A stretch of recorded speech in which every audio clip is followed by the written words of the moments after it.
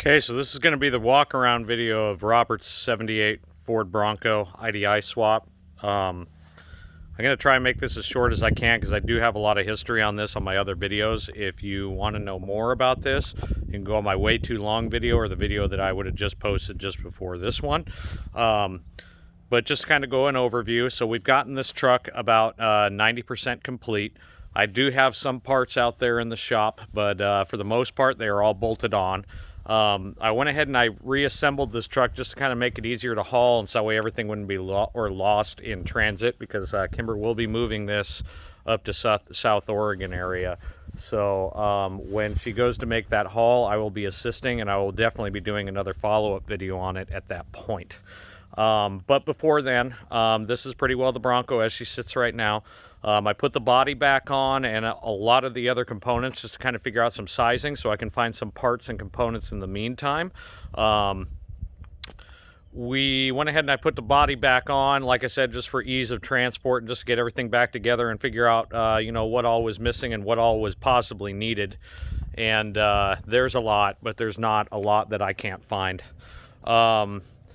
Right now, the body being on isn't going to be a huge hindrance. If we have to take it back off, we can take it back off. It's fairly easy. You know, you got about 8 bolts between you and taking this sucker off. I have the hood popped open right now because I'm going to go ahead and show you underneath there, but for just right now, I'm just going to give you a quick walkthrough.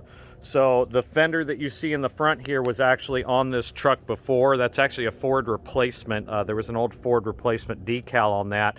That had been replaced by a previous owner, but sadly, there's a few broken welds up here in the cowl area that were the mounting for that. And I'm gonna have to probably re-weld that together. Sadly, I did not bring a welder with me, so I was not able to do that while I'm here. So it's a little on the loose side. Other than that, I mean, this kind of gives you a good idea of about what a 4-inch Wild Horses suspension lift kit will get you, especially with an IDI in the front of it. She actually leveled out very well. She sags a little bit in the front, but I mean, that's to be expected. If you're gonna load up the rear, that's probably better so she's not squatting when you put that load in the back. But yeah, I think it looks really, really good. I'm trying not to get that sun flare in here. But anyhow, the original graphics still on the rest of the body. This is about the best side. The other side's pretty well dented. If you see my previous videos, you'll know the story behind that. I do have the top fitted. I'm going to have to get some replacement fasteners. I might be doing the Jeff's Bronco Graveyard kit, or I might be just doing some riv nuts. I know a lot of people that do some of the Wild Horses Broncos, some even like the top end Broncos, will kind of run like a riv nut setup and do a different fastener, because if you're familiar with Broncos, they use like a proprietary fastener for these. And trying to swap out to the 90s, 80s ones from a scrapyard is a serious pain. Original rear painted bumper still on there. We have always been missing the rear trim panel for back here, so if anybody has that and they're seeing it, hey, let me know. I'll buy it off of you. You know, give me a price. I have a few parts kind of stored in the back for right now, but I do have Robert's stereo system put back in here. That's not very easy to see. I'm just going to manually roll down this window. That way you don't have to stare at my ugly mug this whole time. So anyhow, Robert had this set up for Hot August Nights and one other sound audio show there in Reno years and years ago. You can tell by the age of everything. But I've got the panels mounted up in the rear. I've got the box in there. I've got the panels marked up in here. I do have a couple other components and some wires. I kind of ran out of time, so I wasn't able to hook everything up yet. So I will be going through that since I'd probably have to be taking all of this apart again. I'll be going through that at a later date, probably when the body is done and we know that we're pretty well complete. This rear window, I've got most of these components put back together, but I did have to pull the motor because the motor is not working, so I'm going to have to get a replacement for it. So for now, we're just going to go ahead and roll her up and she'll be all right. I have something to hold it up on the back. I'm going to try and do this without walking through the swamp and also getting decent video. Boy, I'm already out of frame. Anyhow, so I've got the Bronco here on this side. This is the crease for this back corner. If we do decide, because we're not going to be able to pull this out, it's already been tried once. If we do decide to take the skin off of this, I may be taking the skin and wall hanging it just because it's a little piece of Robert. I think that would be kind of a cool little thing. It'll go together with my dent side front end that I have little headlights and stuff like that I'm intending on making. But yeah, it's a fairly decent crease on here. I mean, that doesn't really do it justice. It does make for a really cool looking tire. Almost looks like that thing sticks out quite a bit more, doesn't it? But anyhow, so we'll probably be doing the body work on that, but for now it's going to be left alone. We might leave the turnbuckles on there just because it's kind of period correct. Not correct to the Bronco. But yeah, that's her as she sits. I got a few notes on the window, but yeah, that 4-inch lift kit sits pretty well. The axles sit pretty well. Tires look really well. And for some odd reason, this thing just seems like it's just generally taller than my my 74 bodied 79 F-150 that has the exact same lift kit on it. So I mean, I don't know what it is about the Bronco. I don't know if it's a little lighter or what's going on here, but I kind of feel like I got cheated a little bit. We got the XLT emblems back on, so those look fairly good. I'll probably be restoring those. I have a trick to that, and if I do, I'll probably be restoring them with mild XLT inserts and bringing those out here. I have a way to repaint those. Maybe I'll do a video on that. Again, he's got the two-piece little window right there that's almost like the back of the pickup truck. So those were aftermarket from everything that I've ever seen. If you have any information to the contrary, though, please let me know. The top is going to be recoated. I will probably be doing like a Raptor liner or maybe send her out to Line-X, get her coated, looking a little better, because the top, it's kind of seen better days. So we'll go ahead and move to the inside. Like I said, I got some stuff kind of crammed in here. I didn't manage to get everything together. The seats are still in great condition for their age, especially being that they have the little lariat / XLT little inserts in them. I like those little bars, man. I love that those are still there. And the back seat has them as well. You can, oh, I'm sorry. No, back seat does not have them as well. That's right. Memory does not serve me correctly. It's not this back seat that had it. Anyhow, still have the center console. It was cut for putting a CB radio in. We might be just replacing that with a ham radio, since Robert was a ham radio operator, N6 GTO. His wife will be taking over his handle shortly here. But there was a few holes for putting amplifiers and stuff in this box. I will more than likely be leaving it. Right now I have no trans cover on here. Now before it was going to be no trans cover because of these shifters, this little triple shifter setup.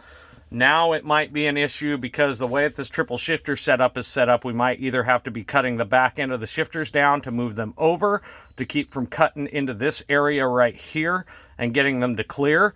That would be fine with a rock crawler or an off-roader, but in this case, we want to keep this thing looking as original as we can, and that'll start kind of cutting into having problems with carpet when we put that in, because I think I'm going to do the auto custom carpet in this. For the price point, it's pretty good, and we'll get the extra insulation. So the splitter that's down here, that's the 203 splitter, might be coming out and getting sold. If you have an interest in this, let me know. This is a complete kit. Everything's good, and I'll also be selling the shifter rail that's in the 205 for that, because I have a spare shifter rail that is not cut. If we go to that point, that will also keep us from having to trim the other side of this cross member on this end and kind of putting a pipe in there and changing all that up to clear the drive line.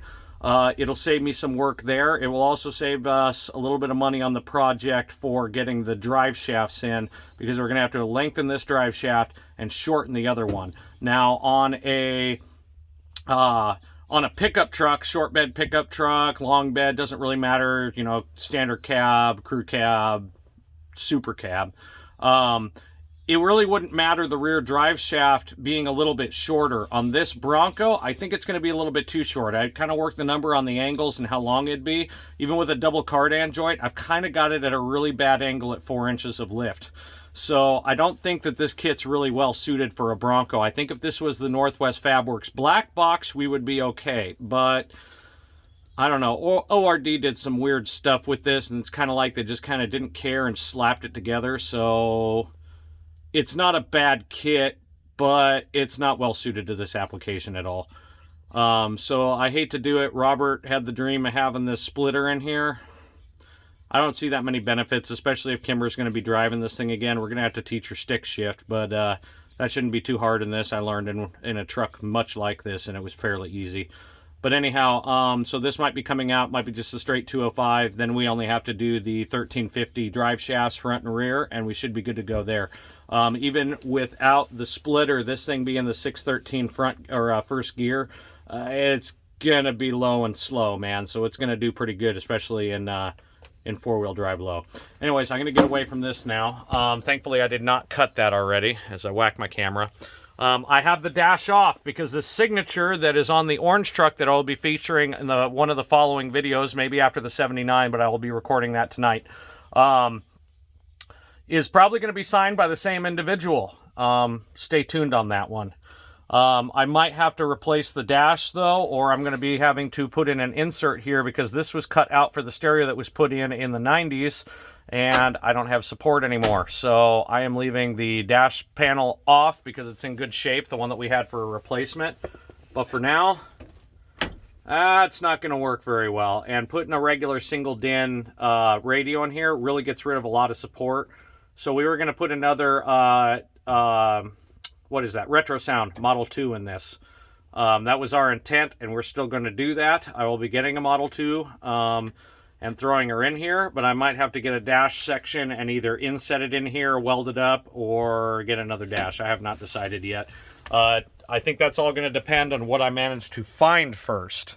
I still have the original cluster in here. I have a diesel fuel only gauge insert for Robert for this. It is at home. I did not bring it with me. I will be putting it in before this thing is running.